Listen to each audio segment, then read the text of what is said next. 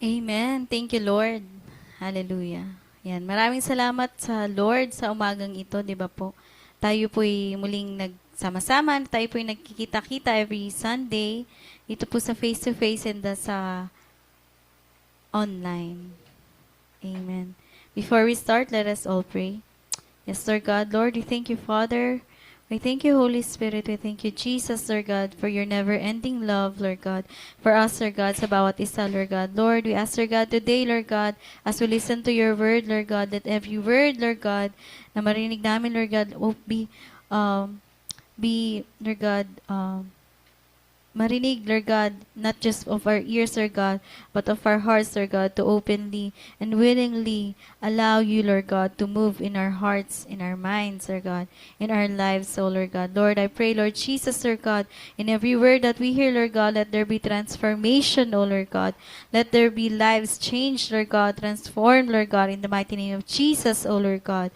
And Lord, let our walk with you Lord, let our walk with you, Lord God, grow deeper, Lord God, and more mature, Lord God, as we go draw nearer, Lord God, to you, Lord, by your grace, Lord God. Thank you, Lord Jesus, and we bless your name. In Jesus' name we pray. Amen. Amen. Ayan, so kung updated po tayo sa mga nangyayari sa ating mga sa kapaligiran natin, 'di ba? We are all 'di ba? Even in our government sa country natin, we are experiencing 'di ba the effects of war. Yan, yung effects ng war. Ano ba meron ngayon, 'di ba? Talagang sa balita. And and the effects, although although hindi tayo kasama dito, but we are still affected saan? Sa mga bagay, sa mga commodities, sa mga bilihin, di ba? And there are so many things happening, di ba? Sabihin natin sa mundo ng mga Kristiyano, that even to this day, hindi pa rin natitigil yung persecution, hindi pa rin natitigil yung pagmamalupit or persecution to the Christian community, to the believers of Jesus. And even all of this, sa lahat ng nangyayari, lahat ng nangyayari all around the world, 'di ba? Still uh, the Lord looks at us even more intently. Even more yung kaliit-liitan na bagay nakikita ni Lord. 'Di ba? Hindi lang katulad na sa nangyayari ngayon, nakikita natin yung malalaking balita, 'di ba? And sometimes may mga bagay na nalilimutan na tayong bigyan ng halaga. But the Lord will and always will have his eyes on you. Amen. Amen.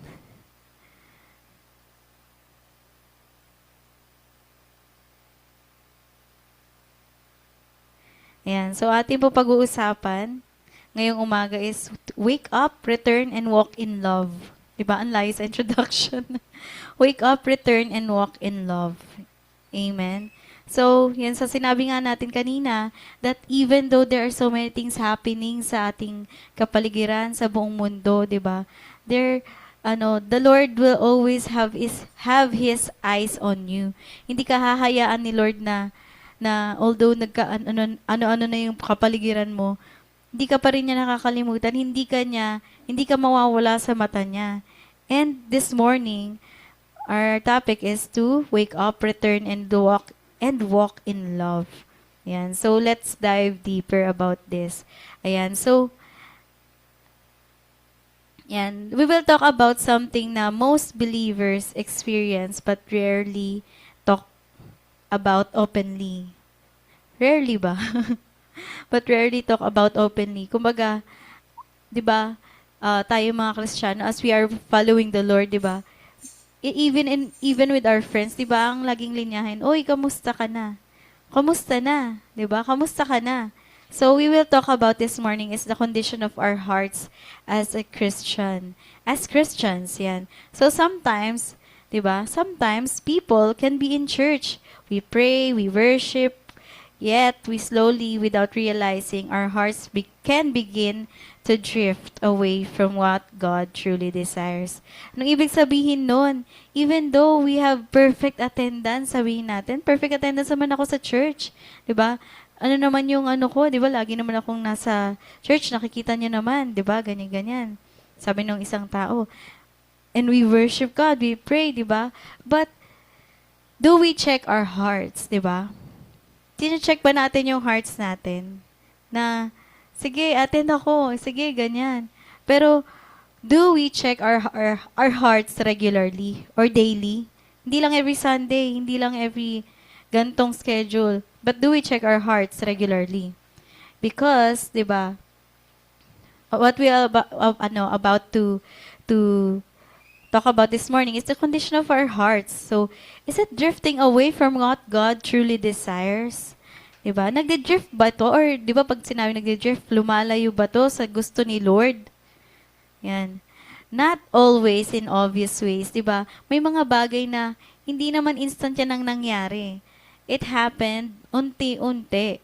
Sometimes it happens quietly. And it can happen when believers begin arguing and dividing over things that should not divide us. Yan. So, sa buong mundo, ang daming, sabi ko nga sa inyo, 'di ba? Ang daming nagaganap sa mga buhay ng Kristiyano, 'di ba?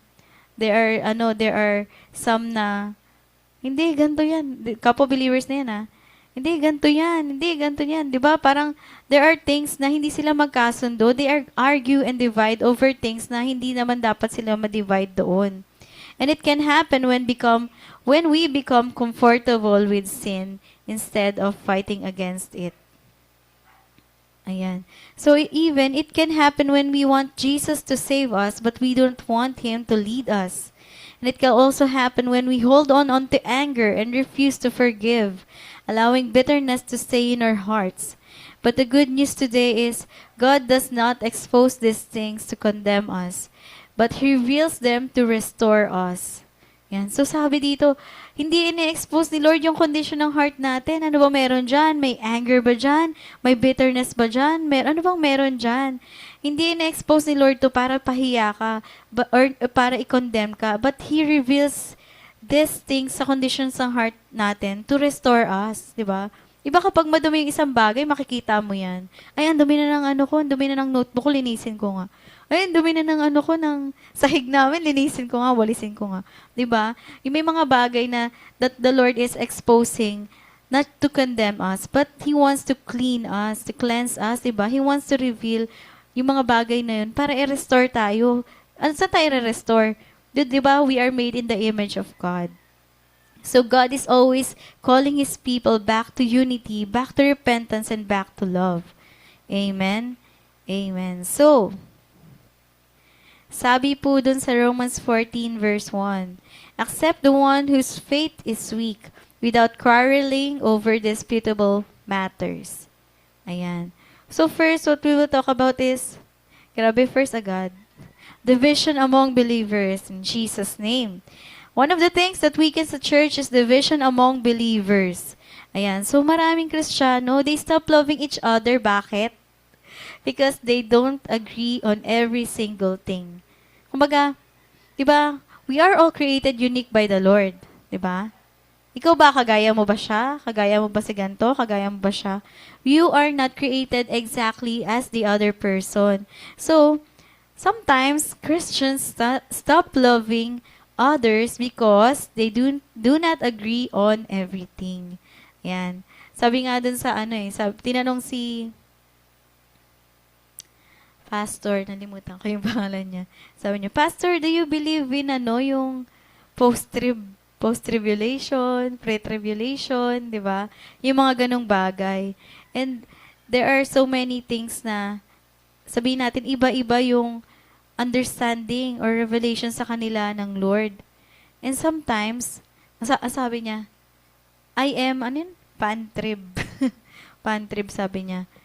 Sabi niya, kailan man dumating si Lord, before or after the tribulation, maranasan man to ng mga Kristiyano, ano ba yung ending nito? Darating si Lord, darating yung second coming, darating si Lord. 'Di ba? Yun yung nun. Why do we have to be divided by that? By that, 'di ba? So, some Christians, they do not agree on everything. May mga bagay na hindi sila pagkakaparehas ng opinions, ng mga, sabihin natin, ng mga sa pamilya, or even traditions, yung mga cultures, di ba? Or even sa mga kaibigan natin, yung mga kultura ng bawat mga kaibigan natin, or mga preferences sila, di ba? But do we have to be divided by those little things? Not, sabi nga. But the Bible reminds us that unity in Christ is more important than winning arguments. Yan. Ang unity daw natin, pagkakaisa natin sa Lord, ay mas importante kaysa dun sa manalo ka sa argument. Diba? Mas gugustuhin mo bang manalo ka sa argument kaysa dun sa iisa kayo dun sa Lord? Iisa kayo ng mission or ng vision, diba, sa ginagawa ni Lord? Mas gusto mo bang panalo ka? Hindi ka magpapatalo. Yan. Sabi nga sa Romans 14:1, accept the one whose faith is weak without quarreling over disputable matters. So, sinasabi dito ni Paul na yung mga believers should not attack each other over secondary issues.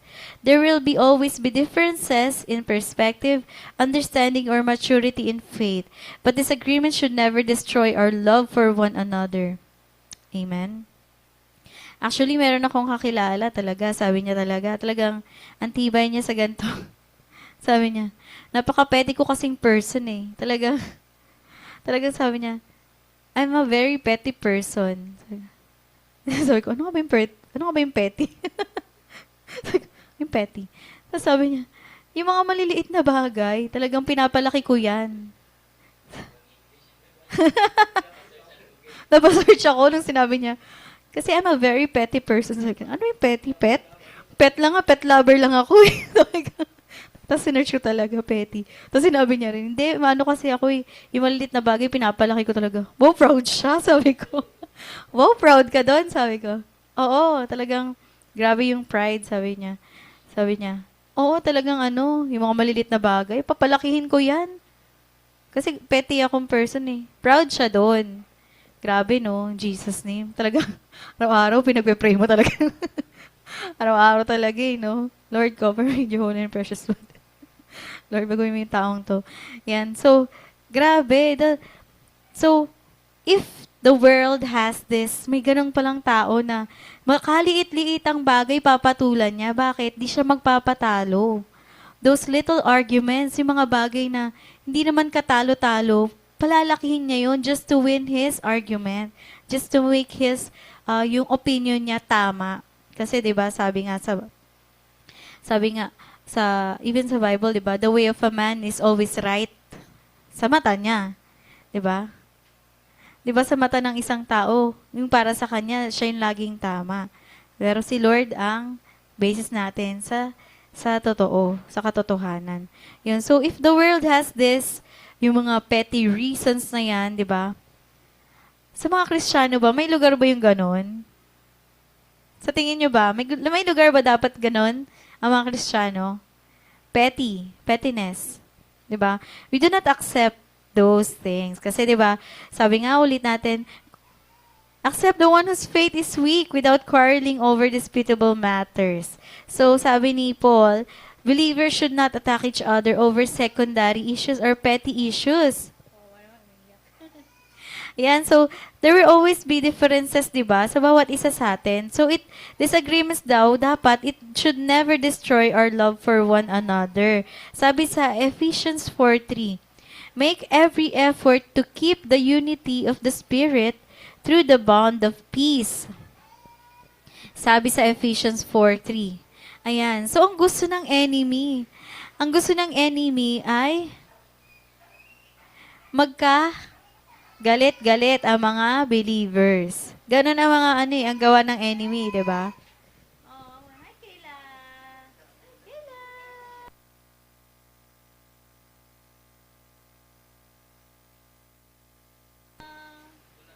Where's your panda? Ayan. Ayan, sabi nga po doon, make every effort to keep the unity of the Spirit through the bond of peace. So, ang gusto ng enemy, di ba? Ang gusto ng enemy, laging pag-awayin yung mga Kristiyano, di ba? Even the first target of the enemy is what? Family. Di ba? Gusto niya sirain, di ba? Ang family is smallest unit in the community. Doon nagsisimula eh. The smallest unit in the community. Oo naman, bakit? Kawawa naman. Nadulas sa tubig. Ah. Ayan.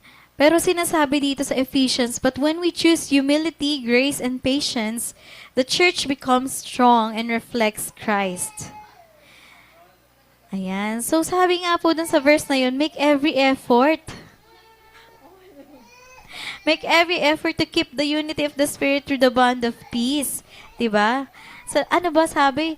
Every effort. Diba? Pag sinabing every effort, there will be, yung may effort ka in your thinking, may mga iniisip mo, may effort ka in your emotions, ano ba yung finifeed mo sa emotions mo? Or ano yung finifeed mo sa bibig mo, sa tenga mo? Ano yung finifeed mo sa sarili mo? Make every effort to keep the unity of the Spirit through the bond of peace. Diba? Sabi, pursue peace, diba? Because God is peace. So that's one way to keep the church strong and reflect the love of Christ. Yan. So, imagine, merong isang team na mga bombero. Tapos may gusto silang i-save na building na nasusunog. Tapos, grabe, lumalawak na yung sunog, di ba? So, nagsispread na siya. Tapos, yung mga tao sa loob nun, kailangan nila ng tulong. And time is very critical, di ba? Oras talaga yung mahalaga sa oras na yon. Yung kailangan very mabilis silang umaksyon. Pero instead na magtrabaho sila, mag-teamwork sila, yung mga bombero, nag-a-argue sila or nagtatalo-talo sila, sabi ng isa. Oy, yung host mo, mali yung size. Yung isa naman, oy, mali naman yung ginagawa mo, mali naman yung technique mo. So, yung isa naman, oy, hindi ko gusto yung paghawak mo sa ladder. Baka malaglag ako.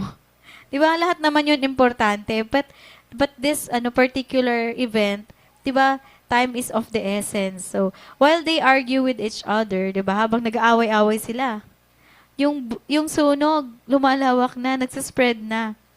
So, that is what happens when believers focus more on attacking each other than advancing God's mission. Di ba, kesa naman, anong ginawa ng mga bombero? Kesa yung purpose nila para apulahin yung sunog, gawin nila ng timely, very sa mabilis na action nila. But what did they do? Nag-away-away pa sila, 'di ba? Hindi nila nagawa yung mission nila. That is what happens also when believers focus on each other na hindi ikaw masyado ka namang hindi ikaw nga ganyan, 'di ba?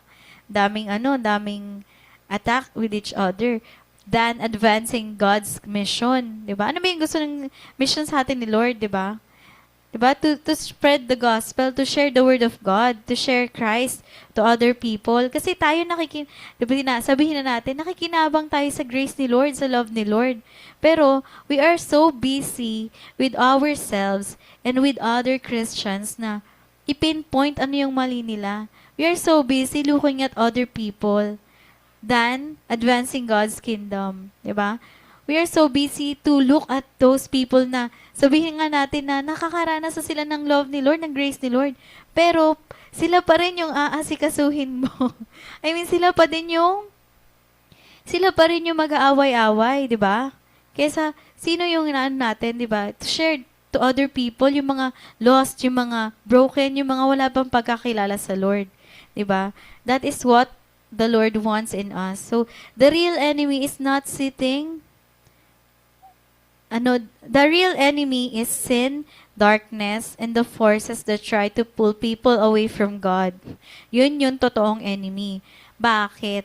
Nagkaroon ng enemy doon in the event where believers attack each other, di ba? When believers pinpoint other Christians, di ba?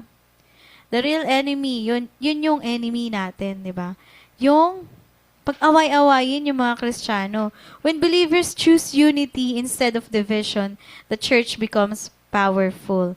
Yan. So what you have to do, ano ba kailangan natin gawin? First, examine your heart. Examine your own heart first. Yan, kapag may mga bagay na hindi kayo na pag-uunawaan, di ba, mga disagreements, possible kasi naman talaga to, nangyayari to. It is very easy to start focusing on what people are doing wrong. Kasi siya sinabi niya to. Kasi ginawa niya to. Diba? Kasi sinaktan niya ako Oh, hindi ako magpapatalo. Diba? Kasi sinabi niya to, diba? Mali siya. O sige, mali siya. Ikaw, do you examine your heart first? Diba? We begin to criticize, we begin to judge, and to point fingers. Pero ang sinasabi ng Bible, nire-remind tayo ng Bible na before we look at someone else's life, we must first examine our own heart. Sabi sa 2 Corinthians 13:5, examine yourselves to see whether you are in the faith. Test yourselves. Do you not realize that Christ Jesus is in you? Unless, of course, you fail the test. Sabi doon, di ba? China-challenge ni Paul yung mga believers, yung mga nakakakilala na sa Lord, to check their hearts, to check their spiritual condition. Diba? Sabi, examine yourselves. Diba? Check mo nga yung sarili mo. Tayong mga nakaupo dito ngayon, sa mga nakikinig sa Zoom, check mo nga yung sarili mo. Ako din, check ko din yung sarili ko. Diba? Most of the times, talagang lagi sa biyahe talaga kami nag-uusap ni Lord. Sa lahat naman ng oras, sa lahat ng panahon. Pero yung quiet time, yung kapag mag-isa ako, quiet time kapag nagabiyahe ako, nakaangkas ako sa motor, di ba? Na that I speak to the Lord, di ba? Yan na, the Lord will always, laging may ilalabas si Lord na gusto niyang baguhin sa'yo. Gustong baguhin ni Lord to. Gusto niyang i-transform sa'yo to. Tapos, mahirap yun sa'yo. Mahirap sa'yo yun. Kasi may gustong ipasurrender sa'yo si Lord Diba pag may mga bagay kang iniingatan, tapos gusto ni Lord, bigay mo sa Kanya, diba laging masakit yun? Laging hindi yun madali. Hindi naman, mahirap gawin, pero it's possible. Diba? When we surrender our will, our own desire, our own plans kay Lord, diba? It is never easy, but it is possible by the grace of God. And when we examine ourselves na, ito pala yung hinihingi ni Lord. Bakit? Bakit kayo hinihingi ni Lord to? Diba? Lord, ba't hinihingi mo to? Yan. Kasi, sabi nga, diba, the Lord wants the surrendered life. Anong gusto ni Lord sa atin? Yung surrendered life natin. Ano yung surrendered life? Yung life natin na we do not fight against the will of God. That we do not fight even against our brothers and sisters in the faith. What are other things? Yung surrendered life. We do not fight against the timeline of the Lord, diba? We do not fight what God has prepared, diba? We do not fight against those things, diba? But instead, we surrender our own will to the Lord. Amen? We surrender our thoughts, we surrender our hearts, yung minds natin, yung mga salita natin, sinasurrender natin lahat ng gawa natin. Yan, sabi nga doon, test yourselves. Hindi nyo ba nare-realize na si Jesus ay nasa inyo? Unless, of course, you fail the test.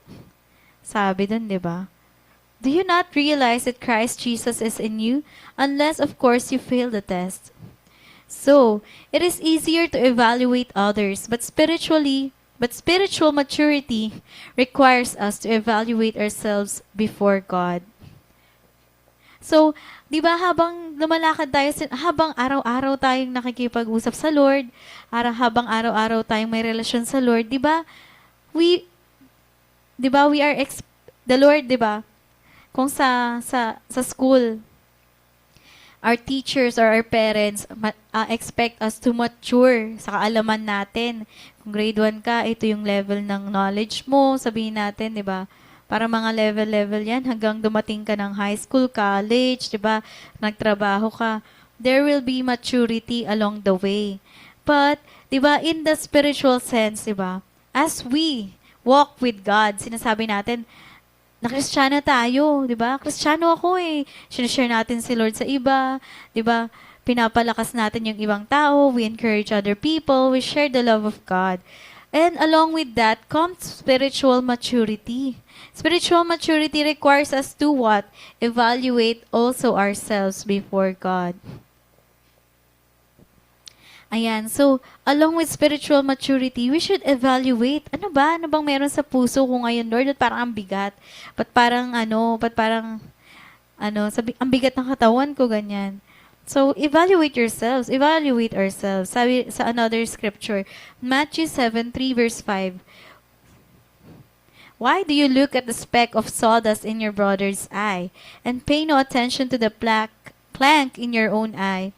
First, take the plank out of your own eye, and then you will see clearly to remove the speck from your brother's eye.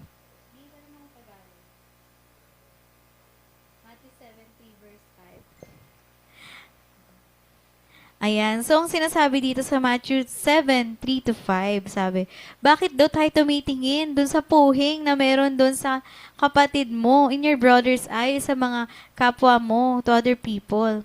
Pero hindi mo nakikita yung sarili mo. 'Di ba? This verse is not created para maging entitled tayo.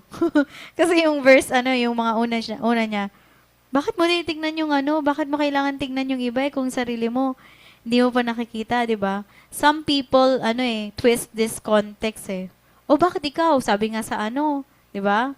Sabi nga sa Bible, tingnan mo rin yung sarili mo ganyan. So, we do not use this to twist the context. Sabi, Tagalogin natin, huwag kayong humatol nang kayo'y hindi hatulan, sapagkat hahatulan kayo ng Diyos ayon sa paghatol. Verse 1 yun. 7:3 to 5. Sige. Tuloy natin. 2. Sa pagkahatulan kayo ng Diyos ayon sa paghatol ninyo sa iba, at susukatin kayo ayon sa panukat na ginagamit ninyo sa iba. Bakit mo pinapansin ang puwing sa mata ng iyong kapatid, ngunit hindi mo pinapansin ang trosong nasa iyong mata? Paano mong masasabi sa iyong kapatid, halika, aalisin ko ang puwing mo, gayong troso ang nasa mata mo? Mapagkunwari, alisin mo muna ang trosong nasa iyong mata at sa gayon makakakita kang mabuti at maaalis mo ang puwing ng iyong kapatid. Ayun. Grabe, no? Grabe sa Tagalog. Talagang, kung ikaw may puwing ka, pero yung sa isa naman may troso, sabi, kung ikaw nakikita mo yung maliit na na kahoy sa mata ng iyong kapatid, pero sa mata mo hindi mo ba nakikita na may troso kang nakaharang diyan? 'Di ba? Sabi, first clear the plank out of your own eye. Alisin mo muna yung mga dumi sa mata mo, and then you will clearly see to remove the speck from your brother's eye. Ayan.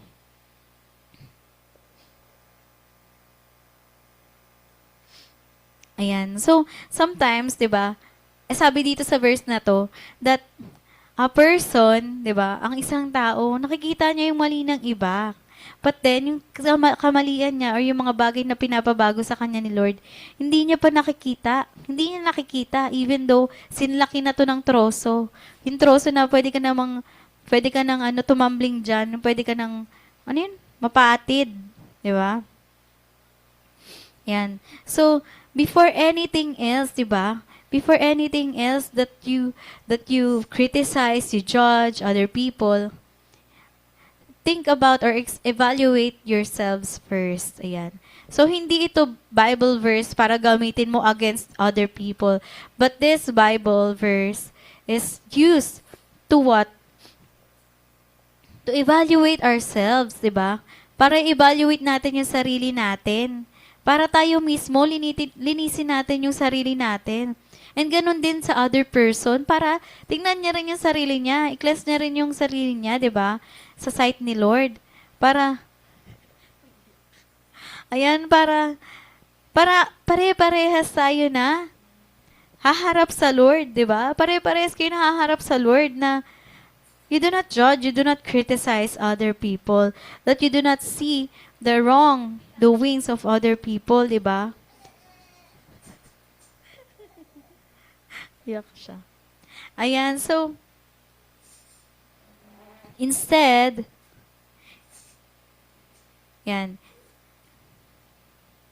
of asking, why are they wrong? We should sometimes ask, Lord, what needs to change in me? Diba?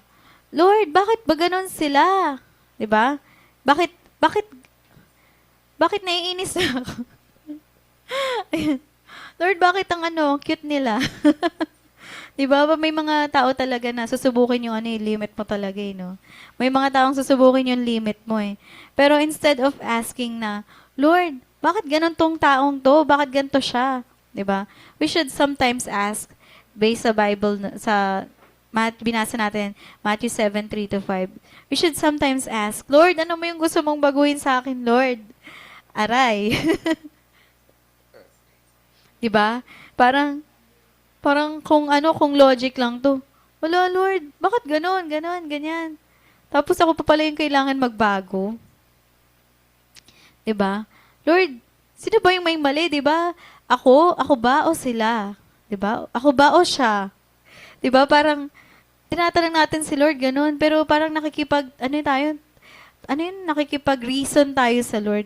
Pero sinasabi ni Lord, tanungin mo sa sarili mo, Lord, tanungin mo kay Lord, Lord, ano ba yung gusto mong baguhin sa akin?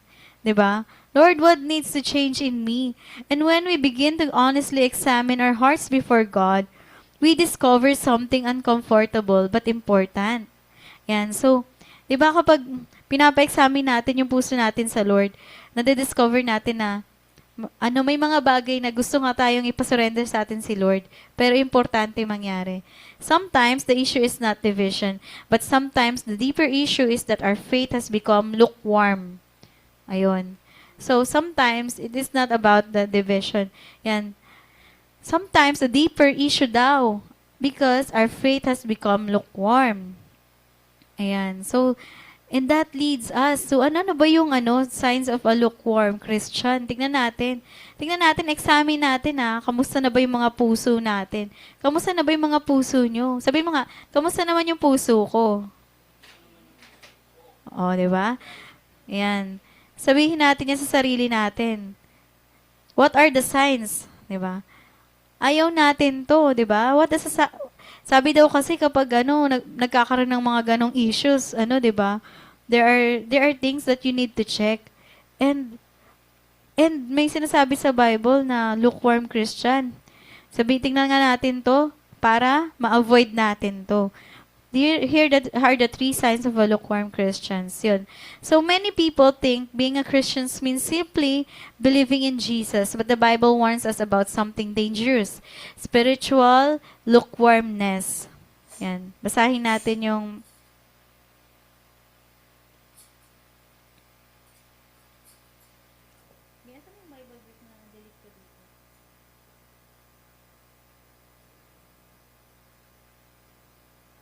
Revelation 3:16 pa halos. Delete 3:16. Parehas. Tagalog na. Ayan. So, lukewarm faith looks like Christianity on the outside but no real surrender on the inside. Ayan. So, ang lukewarm daw, ano ba yung sinabing lukewarm? Hindi siya mainit, hindi rin siya malamig. Nandun siya sa gitna. Ayan. Ito daw ay mukhang Kristiyano sa outside, pero walang totoong surrender on the inside. Di ba? Pag sinabi mo kasing Kristiyano ko, ganyan, di ba? Everyone knows that you are a Christian. Pero pagdating sa loob, pagdating sa puso mo, may mga bagay ka bang hindi sinisurrender sa Lord? Ano yung mga bagay na sinasabi natin na, Kristiyano ko, you're standing for the Word of God. But inside, ayaw mong isurrender itong mga bagay na to. Diba? It looks Christianity on the outside, but no real surrender on the inside. Tingnan natin yung sample ng lukewarm faith. Tingnan na lang natin ang isang kape natin, di ba? If yung coffee daw is mainit, it is refreshing and energizing, di ba? Sino yung umiinom ng kape na mainit? Ako, mahilig ako sa hot drink. Yan. Di ba, parang nagbibigay ng parang warmth sa katawan mo, nagbibigay ng parang kapag nilalamig ka, talagang parang kalma ka, ganyan, na-energize ka. So, meron din namang cold coffee. If the coffee is cold, ma-enjoy mo pa rin yun kasi yung asawa ko mahilig sa cold coffee, cold drinks. Hindi pala cold matcha. Ayan, so, if yung inumin is very cold, ma-enjoy pa rin natin yun. Pero pag yung coffee daw is lukewarm, 'di ba? Hindi na siya mainit, hindi rin siya malamig. 'Di ba hindi na ta kaaya-ayang inumin? Anong ginagawa ng mga tao? Tatapon na nila yon or luluwa nila. Sabi nga sa Revelations 3:16. Sabi sa English, "So then, because you are lukewarm and neither cold nor hot, I will vomit you out of my mouth." Sabi ni Lord yun. Grabe, di ba? Ang sakit. Sabi dun, "Because you are lukewarm and neither cold nor hot, I will vomit you out of my mouth." Ano ba yung lukewarm na sinasabi natin ng mga Kristiyano? There has been no real surrender in their lives. Walang totoong surrender. Walang totoong pagbibigay ng will, walang totoong surrender sa Lord. Lord, sinusurrender ko na tong inis ko. Sinusurrender ko na tong galit ko. Sinusurrender ko na tong, yung katwiran ko sa iyo, Lord. 'Di ba? Yun yung totoong surrender eh.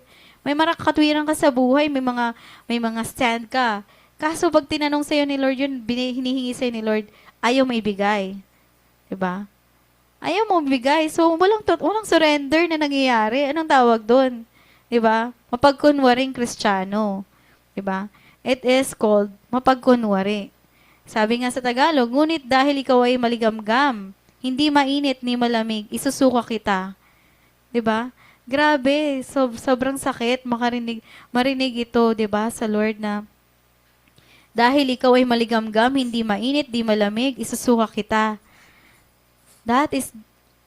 Ayan yung ayaw natin marinig sa Lord, 'di ba? That is the thing that we do not want to hear from the Lord. And hot, sabi nga doon, ang hot represents people who are passionate and committed to God. Diba? Ganun sana tayo, diba? Ganun tayo, diba? In Jesus' name. That we are people who are passionate and committed to God. Pag sinabing passionate, committed ka sa Lord, yun yung mga gusto mo talagang sundin si Lord kahit ano binihingi sa'yo. Yung mga bagay na ayaw mo surrender, di ba? Kahit mahirap, masakit. So, surrender mo sa Lord, di ba? Di mo naman kailangan pakita sa lahat yan eh. Di ba? It's in between you and God. It's between you and God. And also, it shows in your outward, in your everyday living, daily life, di ba? Cold represents people who know they are far from God and may still be searching. Ito yung cold. It represents yung mga taong wala pa sa Lord, di ba? They are far from God and they are still searching for God. But lukewarm faith, it is dangerous. Yun yung nasa gitna. Ito'y dangerous daw. Kasi, a person thinks they are fine spiritually. Ang isang tao daw, sa tingin nila, okay naman sila, nakilala ko naman si Lord. Araw-araw naman ako ma-attend. Araw-araw naman akong gusto kong a-attend ako. Perfect attendance. Pero, sa tingin nila okay sila spiritually. Pero yung heart nila is slowly drifting away. Paano pag sinabi natin slowly drifting away? Ano yun? Ano ibig sabihin nun? May mga bagay ka na ayaw maliliit, na ayaw may surrender sa Lord. Kasi nga, may mga katwiran tayo eh, di ba? Yun yung mga bagay na nagbabawas ng init mo sa Lord. Ano ba yung mga bagay na yun? Diba? Alam niyo yan sa sarili niyo. Alam natin yan sa mga sarili natin. Pero sabi ko nga sa Lord dati, Lord, hindi ko kilala yung sarili ko. Lord, hindi ko talaga kilala yung sarili ko. O ikaw lang talaga nakakakilala sa akin 100%.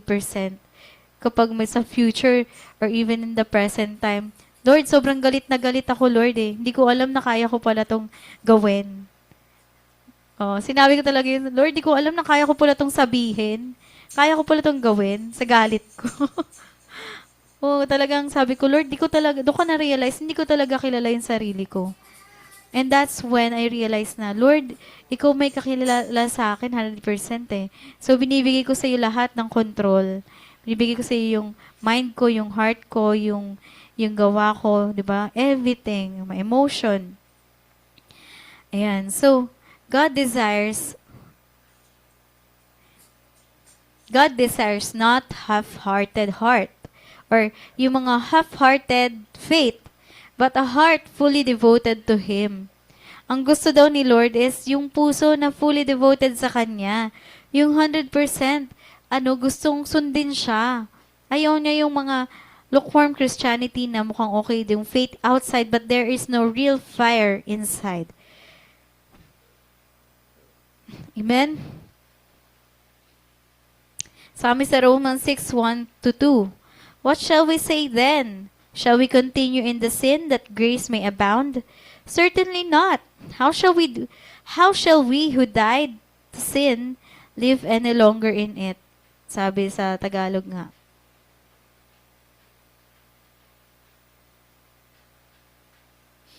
Romans 6 verses 1 to 2. Sabi doon, kasi di ba pinag-usapan natin that the signs of a lukewarm faith. You are comfortable daw with sin. Ang isang lukewarm faith daw is komportable na siya sa kasalanan. Yan. You stop fighting sin. You no longer repent quickly. Instead of turning away, you justify it. Yan. So sabi doon, hindi mo na nilalabanan yung kasalanan, okay ka na lang doon ng okay. Hindi ka na rin na nagre-repent. Hindi ka na rin humihingi ng sorry sa Lord. And instead na lumayo ka sa kasalanan, justify mo pa yun. Sabi dun sa 6, what shall we say then? Shall we continue in sin that grace may abound? Certainly not. How? How shall we who died to sin live any longer in it? Diba? Sa Tagalog, ano ngayon ang sasabihin natin? Patuloy ba tayo magkakasala upang sumagana sa atin ang kagandahan loob ng Diyos? Hinding-hindi. Tayo'y patay na sa kasalanan. Paano pa tayo mabubuhay sa pagkakasala? Yan. So, di ba nung tinanggap nga natin si Lord, si Jesus, sa buhay natin, namatay na tayo sa kasalanan. Di ba? We have died, di ba? Yung uluma natin pagkatao have died with the sin of our past, di ba? And ngayon, mabubuhay ba rin tayo sa kasalanan? Di ba? Ano yun? Gusto mo mag-sin ka para makita mo yung grace ni Lord? May grace naman si Lord eh. Di ba may mga ganong katwiran? Di, okay lang yan. Mabait naman si Lord. Sabi sa ano nga bang issue yun? Basta may comment na isang celebrity, sabi niya, di ba? Bakit di ba God is love naman?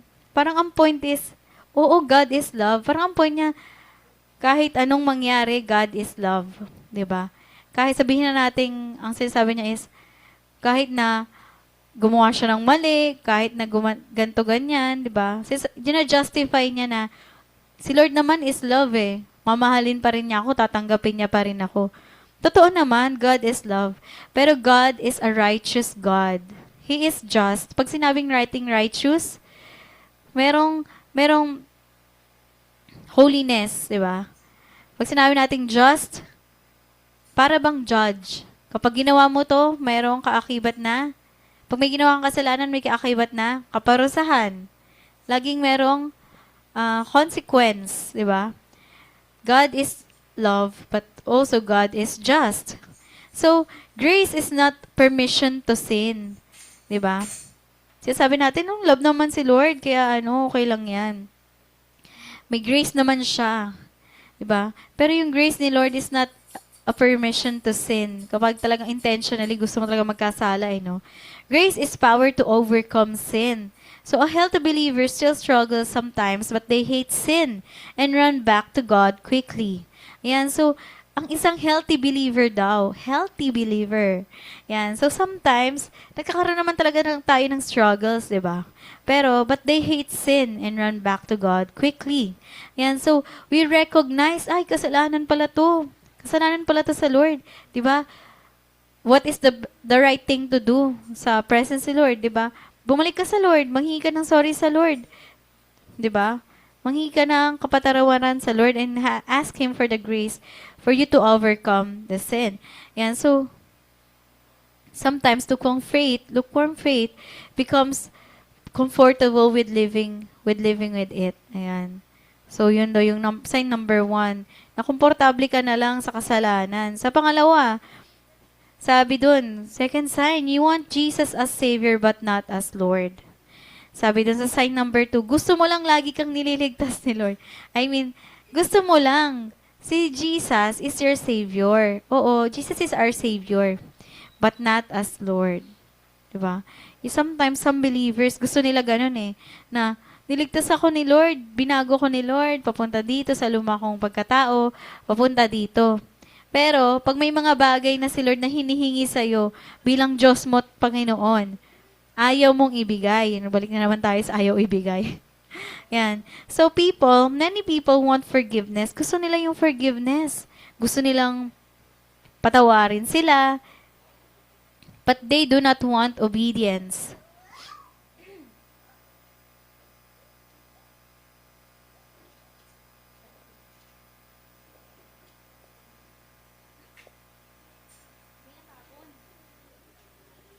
Ayan. Excuse lang po. So, some people, they want forgiveness. Gusto nila patawarin sila, but they do not want obedience. Then they pray when they need help, but they ignore God when He asks them to change. Yan. So, sabi dun sa Luke 6:46, "Why do you call me Lord, Lord, and not do what I say?" Sabi sa Luke 6:46, 'di ba? Ba't mo ko tinatawag na Panginoon, Panginoon? Pero hindi mo naman ginagawa yung gusto kong gawin. 'Di ba? Pero hindi ko naman ginagawa yung sinasabi ko. 'Di ba? Parang hypocrisy ang tawag doon. If Jesus is yung ang totoong Diyos mo, if si Lord Jesus ang totoong Diyos mo, then yung salita niya, yung magga-guide sa decisions mo, sa behavior mo, sa pamumuhay mo. Salvation is not just believing in Jesus. It is surrendering our lives to Him. Ayan. So, 'di ba? Parang hypocrisy 'yun, 'di ba? Na sinasabi mo na si Lord, siya yung si Jesus yung Panginoon ko. Pinatawad niya nga ako ganyan ganyan. Pero sa ibang tao hindi mo kaya magpatawad. 'Di ba? It is hypocrisy. Hypocrisy 'yun. Hypocrite ang tawag doon. So, sabi nga ni Jesus, sino nagsabi nito? Si Jesus. "Why do you call me Lord, Lord, and you do not do the things which I say?" Diba? Is it speaking to us all? Is the word of the Lord speaking to us all, diba? Totoo yan. Kasi pag may mga bagay na hindi ka ma-let go, pero at the same time, nagpupuri ka sa Lord, diba it contradicts? Parang contradicting to. Parang hindi to tama. Parang yung spirito mo, gulong-gulo na sa'yo, no? Parang spirito mo sabihin, "Hoy, gumising ka. Hoy, ano ba? Gulo mo." Pag sinabi mong, "Lord, Lord," di ba? You lay everything down to the Lord. Yan. So, let the word of the Lord guide you, guide us in our behavior, in our decisions. Surrender our lives to Him. Number 3, your life does not look different from the world. Sabi dun. Number 3 sign. Yung buhay mo daw ay hindi na naiiba sa mundo. Sabi, you blend so well. You blend in so well that no one knows you follow Jesus. Grabe yun na grabe ka makapag-blend sa ibang tao or sa surroundings mo. Na hindi na nila alam na, ay, Kristiyano ka pala. Uy, Kristiyano ka pala. Hindi halata May nagsabi na ba noon, di ba? Wag naman, di ba? Kasi yung values mo, it match the world, di ba? Your faith stays private because you do not want to feel uncomfortable. Di ba pag isang Kristiyano, kung nasan man tayong environment, sa school, sa office, sa mga kapamilya natin, tas ikaw lang yung Kristiyano doon. Di ba? Pipiliin mo ba yung maging komportable ka na makipaghalubilo ka na, sige, kung ano yung ginagawa nila, inom, sige, party, sige, go. Para lang blend sa kanila, makipagsalamuha sa kanila. Or pipiliin mo ba yung uncomfortable ka na, hindi na kasi ako umiinom Hindi na kasi ako ganto ganyan, ganyan. 'Di ba uncomfortable niya maging against ka sa flow?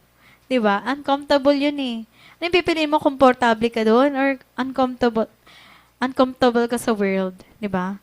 Pag isang Kristiyano napunta sa isang surroundings na ganon, it will always be uncomfortable. Pero sometimes, yung other believers, ginagawa nilang private yung faith nila kasi ayaw nila maging hindi sila komportable. Sabi sa Matthew 5:14, "You are the light of the world. A city set on a hill cannot be hidden." So, di ba, pag may nilagay ka, ilang beses natin itong pinag-usapan, kapag ang ilaw ay nilagay dyan, di ba, imposibleng ilalagay yan sa ilalim ng kama. Imposibleng ilalagay yan sa mga sulok na hindi naman dapat, na wala siyang iilawan. But, di ba, ang ilaw nilalagay dyan. para mailawan yung buong bahay. Sabi, you are the light of the world. A city set on a hill cannot be hidden. Hindi dapat nakatago yung ilaw ng Lord sa'yo, sa buhay mo. So, Christians, believers, are called to shine, not hide. Hindi tinatago yung pagiging Kristiyano mo. So, our love, integrity, humility, and faith should make people notice something different about us. 'Di ba? Pag alam ng mga tao that you are a Christian na, uy, yan, 'di ba parang sa office, 'di ba, thank you Lord, glory to God. Kapag may mga pag-uusapan na hindi ka aya-aya. Gugulat na lang ako, sabi nung kaibigan ko, dati kong ka-department, hoy, huwag kayo mag-usap ng ganyan. Andiyan si Ate Armil. Grabe, ako ba si Lord? Sabi ko. Pero 'di ba, pero 'di ba, sabi ko, kay Lord kayo mahiya, sabi ko. Wag sa akin. Pero 'di ba, yun yung effect nun, that the people know that you serve the living God, that the people know that you stand for righteousness, that you stand for holiness, that you stand for the truth of God. Na doon nahihiya sila na marinig mo na parang, 'di ba? Pero si Lord ang ating pinanggagalingan ng ating ilaw, 'di ba? So, laging dapat na alam ng kapaligiran natin that we are believers of the Lord. Amen. Ayan. So, these things, itong mga bagay na sinabi natin about the lukewarm faith, is not to condemn us, but for God to restore us. Ito yung mga warning lang, di ba? These are warning. It is a loving wake-up call, not to shame us, but to restore us. Sabi nga ni Jesus, di ba? Sa Revelations 3:16 kanina, because you're lukewarm, neither hot nor cold, I am about to spit you out of my mouth. Sabi dun sa Revelations. Pero sinasabi ni Lord Jesus to, because He loves us and He wants us to awake spiritually. Gusto ni Lord na magising ka. Huy, ito ba yung kalagayan ng puso mo? Gumising ka. 'Di ba? Para kang, gisingin mo nga yung katabi mo. Huy! Kalabitin mo yung katabi mo. Yan. So, gisingin mo, sabi mo, hoy, gising ba yung spirit mo? Oh, gisingin mo yung spirit mo, di ba? Spirit na galing sa Lord. Because God loves us and He wants us to awake spiritually. So, Jesus is saying na itong mga bagay na to is dangerous. Diba? But here is the good news. Merong good news lagi sa Lord. Laging may solusyon si Lord dyan. Kapag may mga problema tayo, maliit man o malaki, may solusyon si Lord dyan. Yan. So here is the good news. God is calling you closer, not pushing you away.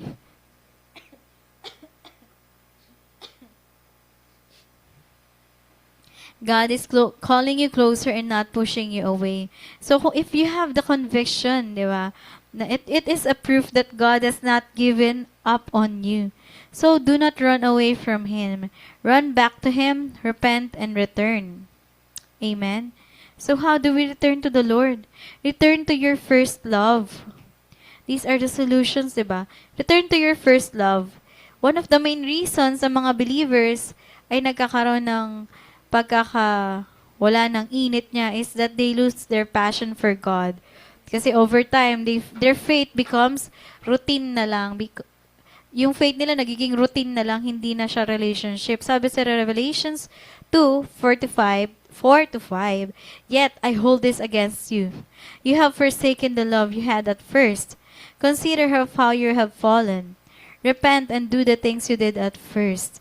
So, ang solution na binibigay sa atin dito ni Lord is, bumalik ka sa umpisa. Dati, nung mga nakaraang panahon, sabi ko, Lord, yung parang naghahanap ka ng reason. Naghahanap ako ng reason para magpatuloy. Personally. Naghahanap ako, Lord. Kasi parang, pag nauubusan ka na sabihin natin, ng lakas, nauubusan ka na ng mga reasons, di ba? To keep on pushing, 'di ba? Binalik ako ng Lord sa umpisa, 'di ba? binalik ako ni Lord sa umpisa. Bakit nga ba tayo pupuri sa Lord? Bakit nga ba tayo nagsasama-sama? Kasi 'di ba, we want to serve God. We want to hindi we want to because the Lord ano ba yung binalik ako ni Lord sa umpisa? Binalik ako ni Lord kung saan nakita niya ako, natagpuan niya ako. And in that way, yung love na nag-umapaw galing kay Lord, in that way, na na-receive ko yung love ni Lord, gusto ko din ibalik kay Lord yon through what? Following Him, 'di ba? Through sa pagsunod natin sa Kanya. So when prayer is sincere, worship is passionate, and the desire to follow God is strong. So we return to the beginning. Sabi nga doon, return to your first love. Kapag naubusan ka ng mga reasons kung bakit ayaw mong isurrender tong bagay na to, balikan mo kung bakit nga ba ikaw sumasamba sa Lord. Bakit ka nga ba nagsimula dito? Balikan mo. Return to your first love. Our first love is the Lord. Our first love is the Lord. Balikan mo. Ano ba yun? Reason? Sino ba yung first love na to? Diba? What did He do for us on the cross? Binabalikan ko, Lord, oo nga, namatay ka nga sa krus. Lord, sa krus ng Kalbaryo na kailangan ipako ka doon, kailangan maranasan mo tong ganyan. Kailangan, bakit dumating sa point na hindi ka na makilala? Dumating sa point na yung balat mo, yung flesh mo is gutay-gutay na. Tapos, yung balat mo is yung nilalatigo ka. Tapos, hindi ka na makilala. Doon ako bumabalik eh. Sabi ko, Lord, magmamataas pa ba ako sa'yo, Lord? Ikaw nakaranas ng ganito. Diba? Magmamataas pa ba ako? Ayoko i-surrender to. Diba? So, let us go back to our first love. Amen. Second solution is to repent and turn away from sin. So, lukewarmness often grows when sin becomes tolerated or ignored. Ayan. So, pag tinotolerate daw natin yung sin, or ini-ignore natin yung kasalanan na parang bulag-bulagan tayo, di ba? Na, hindi, wala namang mali eh. Ganyan. If we tolerate sin, di ba, lukewarmness grows. Sabi sa Acts 3 verse 19, repent therefore and turn back, that your sins may be blotted out. So sabi dito, ang paghingi ng tawad ay hindi lang pagsabi ng sorry. It means changing direction, turning away from sin and turning back to God. So, what do we have to do? 'Di ba? Hindi lang daw yung paghingi ng sorry, naghingi ka ng sorry, pero hindi ka naman nagbabago ng puso, 'di ba? Pero dapat it means changing of direction, turning back to God. So anong dapat natin gawin? Confess mo yung mga kasalanan mo to God. Honestly, makipag-usap ka lang sa Lord, 'di ba? Lord, ito yung mga ayokong i-surrender, nahihirapan ako, Lord, give me grace. Lord, hindi ko to kaya. Lord, grabe, hindi ko mabitawan yung will kong to. Lord, give me grace, 'di ba? So confess to God honestly. Sabi, next is what you have to do is make intentional decisions to avoid temptation. So, kapag may decision ka sa buhay, gawin mo tong intentionally. So, kapag dinesisyonan mo na bibitawan mo tong kasalanan na to, bibitawan mo tong, isusurrender mo tong bagay na to, yung will mo, yung mga ayaw mong surrender nung una, gawin mo intentional. Alam niyo, may napanood ako, testimony siya ng isang, binago siya ni Lord talaga, haba testimony niya. Pero itong testimony niya, very intentional. Bakit? Kasi, sabi niya, for 16 years ba yun? 16 years, sobrang sakit daw ng ngipin niya. Anong sakit ng ngipin niya? To the point na kapag may speaker, nandun siya nakaupo sa church, tapos nakaharap siya sa speaker, lahat ng vibrations noon, nararamdaman ng ngipin niya. Tapos pag kinis daw siya ng asawa niya dito sa cheeks, mararamdaman niya, ouch! Gaganon daw siya. 16 years na yun, tiniis. Lahat ng vibration, kapag malakas yung tugtog, nararamdaman ng ngipin niya. Nararamdaman niyo na ba yun? Yan. Ako pag masakit yung ulo ko, nararamdaman ko yung lakas ng speaker, sobrang sakit ng ulo ko. Ayan. Pero yun sa kanyang ngipin, sabi niya, intentionally, anong ginawa niya? Pinanindigan niya yung salita ni Lord. Lord, di ba, faithful ka, Lord? Lord, di ba, sabi mo, by your stripes we are healed. Pinanindigan niya. Lord, sawang-sawa na ako sa sakit ng ngipin kong to. Diba? Sobrang sawa na siya kasi meron siyang dapat iparot canal, meron siyang sarang ngipin, merong bulok, bulok na hindi na masolusyonan. Parang 5 ngipin yun na pinoproblema niya. 16 years na. Yan. So, sabi niya, dinesisyonan niya, intentionally sabi niya, Lord, susulat ko to today, January 3, 2025.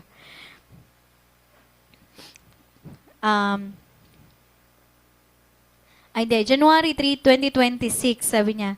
Sa mga panahong to, Lord, itong 5 problema ko sa ngipin ko, itong 5 na to, matatapos na to, Lord. Hindi na to, masolusyonan na to. Hindi na to, susolusyonan mo to, Lord, kasi alam ko faithful ka eh. Kasi alam ko meron kang pangako sa akin. Kasi alam nyo, way before that, meron siyang pinagpipray niya na talaga yun. Di ba, akala natin simple lang yung ngipin na yun. Pero sobrang sakit nun, di ba, kapag sakit ngipin mo. Pinag-pray niya yun. Tapos, mahiningi sa kanya si Lord. Di ba sabi nga, sacrifice, yung sacrifice natin sa Lord, it will cost us something. Tapos, nung mga bandang September daw ng 2020, basta previous year, hinihingihan, nag-asa kanya si Lord ng sacrifice. What do you have to sacrifice? Diba? Anong binigay niya? Isang bagay na sobrang mahalaga daw sa kanya. Diba? Hindi niya na binanggit yun eh. But then, di ba, kung katulad nila mami sa kanila daddy, di ba, wedding ring. They offered yung wedding ring nila noon sa isa sa mga testimony nila mami sa kanila daddy. Di ba, sabi nga, a sacrifice is something that costs you something. Di ba? It will cost you. So, yung taong yun, sinurrender niya yun sa Lord, binigay niya yun, physically binigay niya. Kung ano yung bagay na hiningin, Lord. Tapos, nung ika-January, sabi niya, Lord, by next year, itong date na to. Sabi mo, faithful ka, Lord, di ba? I am praying, di ba? Duman na daw siya sa fasting, ganyan-ganyan. I know you are faithful, and sa date na to, gagawin mo to, Lord. Sobrang sabi natin, ng tiwala niya sa Lord. Lord, tinedeclare ko sa gantong date, ganyan. And kalaunan, sabi doon, kasi siya pastor's wife siya. Tapos, after daw ng service, may mga, di ba, nag-stay sila sa church, tapos nakikipagkwentuhan. Tapos nabanggit niya yung ngipin niya, sobrang sakit, pagpasensyahan nyo na kasi sakit ng ngipin ko eh. Tapos, habang nagkukwentuhan sila, ang dami kasi. So, sabi niya, tapos tinanong siya, bakit anong problema ng ngipin mo? Kasi ganito ganyan, 5 yung problema ng ngipin ko, sobrang mahal, nag-iipon pa kami. Tapos sabi niya, tuloy-tuloy siya magsalita, magkwento, pero ang sabi pa rin ng mga kausap niya, magkano ba kailangan dyan para maano yung ngipin mo, ma-treat? Sabi niya, tuloy-tuloy lang siyang kwento, hindi niya pinapansin, hindi niya napapansin. Tapos, tinanong siya ulit, magkano nga gagastos? Sinabi niya, sobrang mahal nga nung ko, yung sa Las Vegas, ganyan. Sobrang mahal talaga, kaya nag-iipon nga kami, kaya ganyan. But we are, malapit na kami ng kaipon, ganyan. But then, sa 3rd time, sabi ng asawa sa kanya, Honey, sabi sa kanya, tinatanong nila sa'yo magkano gagastusin daw, kasi nga sasagutin nga nila. Tapos, shock daw siya, sabi niya, what? Sabi niya. So, talagang sabi niya, yung sinet niyang date na yon, yung January 3, 2026, sabi niya, yun yung, before yung day na yon, yun daw yung nakapunta na siya sa dentist, na kung saan kayang sagutin yung mga problema niya sa ngipin niya, kayang sagutin na yung sabi niya, for 16 years, tiniis ko tong sakit na to sa ngipin ko. 16 years niya yung pinagtiisan. And, alam niyo ba, sa isang araw lang siya magagamot lahat. Amen? Amen. Diba kung ikaw naghintay ka ng 16 years and finally, mangyayari na yun, sa isang araw lang na yun, hindi lang siya isa buong araw, 5 hours lang, sabi niya, imagine 16 years of pain will be gone in just 5 hours. Amen, diba? So, sabi niya, tas tinuro niya yung sabi niya, this is the date that I intentionally asked the Lord. Sinabi niya, Lord, sa date na to, maayos na tong mga ngipin ko in Jesus' name. So, intentionally, ginawa niya yung declaration na yun. And God has been faithful and is faithful to this day, di ba? Kasi pinag-uusapan natin, modern time, people to eh. So, the Lord wants us to be intentional with our decisions. The Lord wants us to make intentional prayers, intentional things na mga plano natin, mga decisions natin, yun. So, God wants you to repent and turn away from sin and make it intentional. Diba? Gawin nating intentional to. Talagang ginisasyonan mo, paninindigan mo itong bagay na to. Ayan. So, third solution is renew your mind with God's Word. Renew your mind with God's Word. So, sabi sa Romans 12:2, do not be conformed to this world, but be transformed by the renewing of your mind. So, a lukewarm person often begins to adopt the values of the world instead of the truth of the scriptures. Ayan. Sabi nga sa Romans, 'di ba?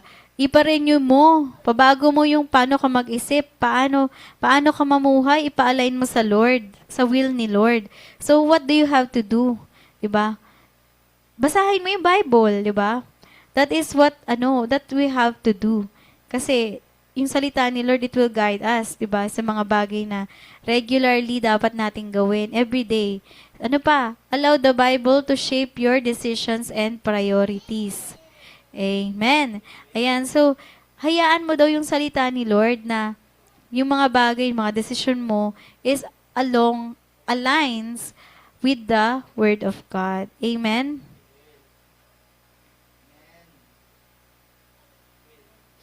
Amen. Amen. Ayan, so, marami pang bagay for us to be, 'di ba? Alam mo 'yan, mag-init ka ulit sa Lord, 'di ba? Para hindi ang isang tao ay tawagin na lukewarm Christian. We should be on fire, 'di ba? Yung mainit ka sa Lord. Yung desire mo sa Lord is nag-uumapaw, 'di ba? So, here's another area where many believers struggle is forgiveness. Ayan.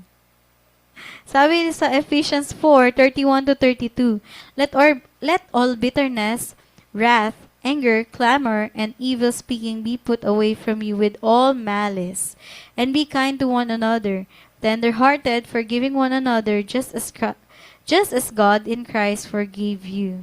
Amen. Sabi dito, di ba, parang ang pag-hold on daw onto anger is like carrying a heavy backpack full of stones. Napanood nyo na yung Journey of yun? Pilgrim's Progress. Alam niyo yung Pilgrim's Progress? Isang Kristiyano yun na along the way sa pagsunod niya sa Lord, ang dami niyang bit-bit talaga. Tapos, along the way, ang dami niyang struggle na nakaharap. Pero, ang problema niya, ang bigat na nang nasa likod niya kasi nga, ang dami niyang bit-bit. Ang bigat na ng backpack niya. Diba? Ganon daw kapag nag-hold on tayo sa mga bagay na ayaw naman ni Lord. It is like carrying a heavy backpack full of stones. Ayan. So, bawat stones na yun na nakalagay sa backpack dun, it represents hurt, offense, a painful memory. Yan. At first, you may think you can carry it, but as time passes, the weight becomes heavier. Diba? Yung mga bagay na yan, dinedrain yung lakas mo, parang nawawalan ka ng gana, it slows your progress, it affects your peace. Diba? Yung nawawalan ka na ng peace of mind kasi dahil mong iniisip, ganyan, yung hurt mo, yung ganyan-ganyan, yung memory na di mo mapatawad, ganyan-ganyan. But the moment you choose to forgive, it is like taking those stones out of the backpack and setting them down. Ayan, so ang forgiveness, hindi daw nito nababago ang nakaraan. Hindi nito nababago ang nakaraan, but it frees your heart so you can move forward with God. Amen? Amen. Ayan, so pinapalaya daw nito yung puso mo na makamove forward ka sa ano yung mga gustong gawin ni Lord, di ba? Amen. So, God gives you the grace to forgive, and when your heart becomes free from all bitterness, it becomes open to receive peace, healing, and blessings God wants to pour into your life. Amen. Amen. Ayan. So, let us be, ayan. So, actually, tapos na po ito. Ayan. Let us be one of those Christians, di ba, na sinasabi na very hot dun sa pag-serve sa Lord. And let us be not, hindi naman tayo yung cold Christians or cold because it represents those people who doesn't know our God yet. So, let us not be that lukewarm Christian na kung saan may mga bagay tayong inaalaw sa buhay natin na unti-unting nag-aalis sa atin sa init sa Lord. Di ba? Let us not be like yung mga pettiness sa world. Let us not be like those, yung mga ganong mindset because we are not for those things. Hindi na tayo para dun sa maliliit pang bagay. If there are things needed to be solved or resolved right now, let us do it, 'di ba? Gawin na natin 'yun. We are not baby Christians anymore. Sa dami nangyayari sa mundo, nagkakagera na. Pero yung hurt mo pa rin yung inaatupag mo. Hindi ka pa rin maka-move on. 'Di ba? Hindi ka maka-move on. Pero alam mo ba yung mga Kristiyano sa ibang bansa, pinapatay. Ang problema nila, yung faith nila. Hindi nyo ba alam sa Iran? Hindi ko na lang shinare kasi very yung video. Lahat ng pinatay ng Islamic regime sa Iran, nakalatag sila dyan. Sa kalsada, nakalatag sa, hindi ko alam, sa stadium or what. Tapos, nag-video yung isang tatay, isang father. Iyak siya ng iyak. Sabi niya, Sefer ang pangalan ng anak niya. Sefer, where are you, my son? Sefer, where are you, my lovely boy? Kasi why? Iran is experiencing right now, 'di ba? Experiencing so much right now. Even in the past 47 years, sinakop sila ng Islamic regime na kung saan yung culture nila na bago, may mga bagay na bawal na silang gawin. And kapag sumuway ka sa kanila, kapalit nun yung life mo. And the young people of Iran are revolutionizing. The people of Iran, they are protesting against this regime, yung namumuno sa kanila mga terrorist. Kasi yung gobyerno nila is pinamumunuan ng terrorist eh. So, bilang pagsuway daw sa mga pinapanukala ng regime na yon, is anong ginawa? Lahat ng nagpoprotesta dyan sa kalye, kinuha yung buhay nila. Ano nangyari? Lahat ng mga taong nandoon is, hindi lang siya, hundreds thousands Ganon yung nangyayari sa ibang bansa. Ganon yung totoong nangyayari ngayon. And we, diba, they are fighting for their faith. They are fighting for their faith, diba? Most of them, diba, mga Jew, diba? Some of them are Jews, they are Christians. They are calling out to Jesus, diba, to save them. And even up to the time of their death, hindi nila pinagpalit si Lord Jesus. Those are the things that they are facing right now, life and death situations. But we here in the Philippines, we have so much things na nangyayari. Ang daming issue sa gobyerno, ang daming issue sa politics, ang daming issue sa buhay natin, ang daming issue sa kanya-kanya nating community. Hindi natin nakikita kung ano yung nangyayari sa ibang bansa. Hindi natin nakikita yung persecution sa mga kapwa nating Kristiyano. So, diba, the Lord is calling us also to mature. The Lord is calling us to maturity, spiritual maturity. If we are being matured in the physical, in the emotional, diba, intellectual, the Lord is also calling us to our spiritual maturity. So, examine your heart. Do not become spiritually lukewarm. Release the anger and walk in forgiveness. God is not looking for perfect people. He is looking for hearts. Hinahanap ni Lord yung mga taong may pusong humble, na willing na magpabago, to be transformed sa image niya. And when we do, He meets us with grace, mercy, and transformation. Amen? Amen. Thank you, Lord. Let us all stand up. Let us all stand up. And let us all pray. Let us all pray and declare individually anything na mga bagay sa buhay natin na gustong ipasurrender ni Lord. Because these are the things, little things na gustong ipasurrender sa atin ni Lord. Gusto ba nating pumalit tayo dun sa mga tao sa Iran? Gusto ba nating dumating pa tayo sa point na life and death situation yung kailangan mangyari for us to surrender our will? Diba? We do not want that. We now live in a very comfortable country. We now live in a very safe space in our country. And what is the Lord dealing with you right now? Ano yung hinihingi sa'yo ni Lord?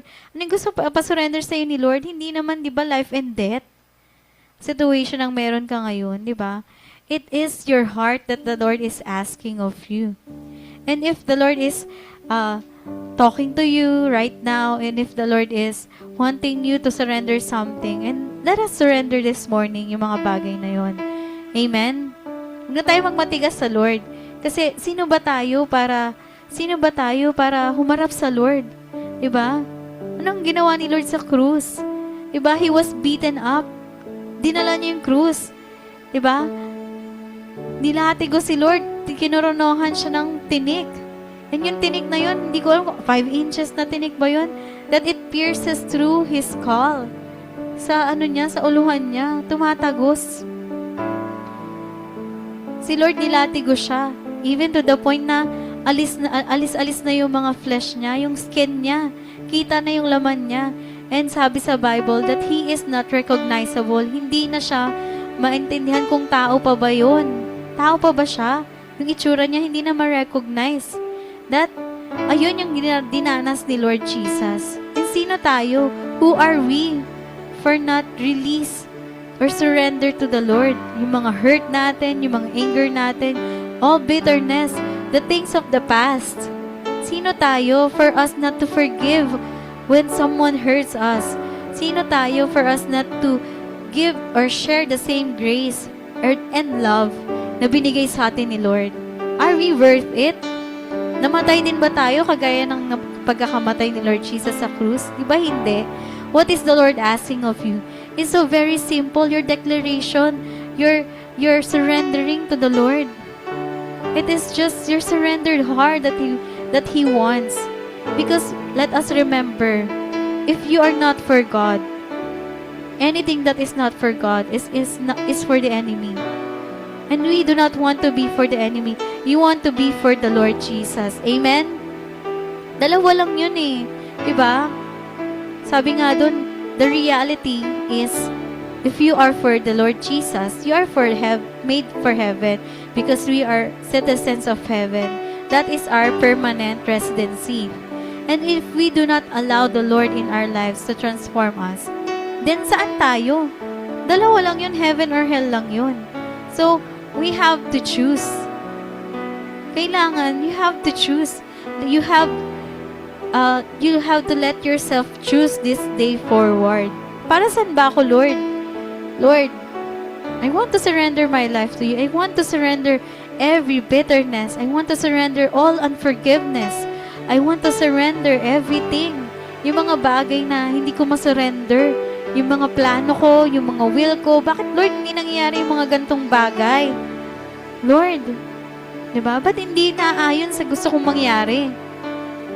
So let us all surrender the things na gustong ibitawan mo, sabi ni Lord. Bitawan mo na yan, anak. Kasi para sa akin ka, diba? Bitawan mo yan, sundin mo ang salita ko. Amen? Amen. So this morning, we are inviting everyone to pray individually. You can pray. Pwede tayo mag-pray in our own areas. Nasaan man tayo dito sa face-to-face, sa Zoom. Let us all pray and let us allow the Lord to give us the grace to surrender anything in our lives that is not pleasing to Him. Amen. Amen. Yes, Lord Jesus, Lord God. Hallelujah, Lord Jesus, Lord God. Lord, continue, Lord God, Lord, to allow you, Lord God, Jesus, sa buhay namin, Lord God, Lord. Anything, Lord God,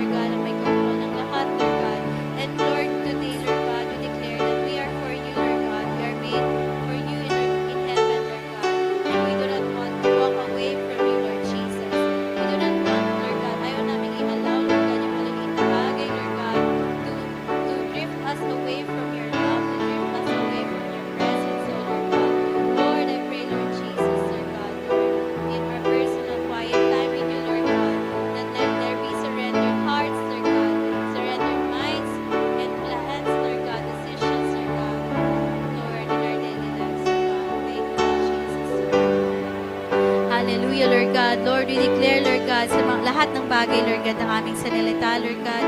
Ngayong araw, Lord God, we know, Lord God, that you are faithful and true, Lord God, and that you will keep your words, Lord God, your promises, Lord God.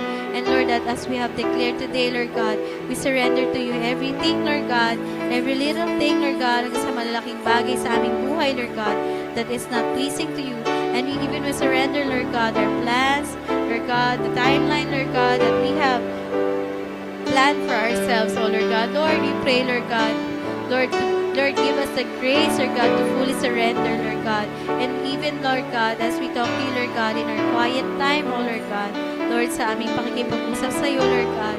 Lord, I pray, Lord, na araw-araw, Lord God, gawin mong malinaw, Lord God, ang iyong salita, Lord, sa aming puso, sa aming isipan, Lord God, sa will, Lord God, na binigay mo sa amin, Lord God. I pray, Lord God, that our will, Lord God, be in line with your will, Lord Jesus, Lord God.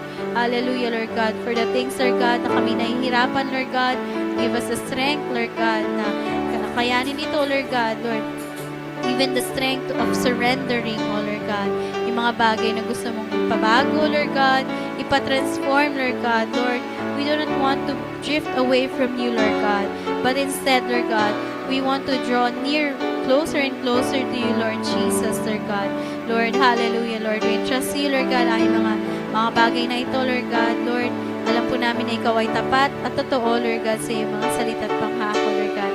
At ikaw po ang may control sa aming buhay. Ikaw po may control sa aming mga bagay na sinurrender na, Lord God. Thank you, Lord God, and we trust you, Lord God, ang lahat ng bagay na ito, Lord God. To only to you, Lord Jesus, Lord God. To you all but be the glory, Lord God, honor and praises, Lord God. In the matchless name of Jesus, we pray.